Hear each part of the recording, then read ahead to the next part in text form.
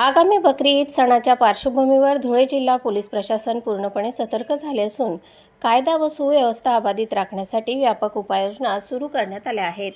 Police अधीक्षक विशाल आनंद आणि upper police अधीक्षक अजय देवरे यांच्या नेतृत्वाखाली शहरातील संवेदनशील भागांमधून आज भव्य रूट मार्च काढण्यात आला। या पथसंचलनात ISRPF, RCP प्लाटूनसह तब्बल 300हून अधिक पोलीस जवान सहभागी झाले होते।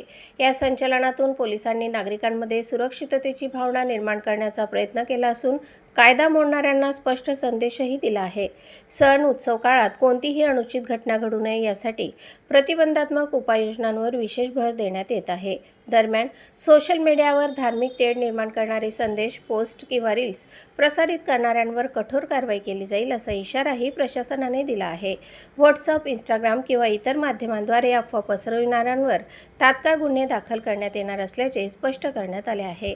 नागरिकांनी कोणत्याही अफवांवर विश्वास न ठेवता शांतता आणि सामाजिक सलोखा कायम ठेवण्याचे आवाहन पोलिसांकडून करण्यात आले आहे। बकरी ईदचा सण शांततेत आणि सौहार्दपूर्ण वातावरणात पार पडावा यासाठी धुळे पोलीस दल पूर्णपणे सज्ज असल्याचे या रूट मार्चमधून दिसून आले। प्रतिनिधी अजिम शेखसह स्वराज्य न्यूज, धुळे।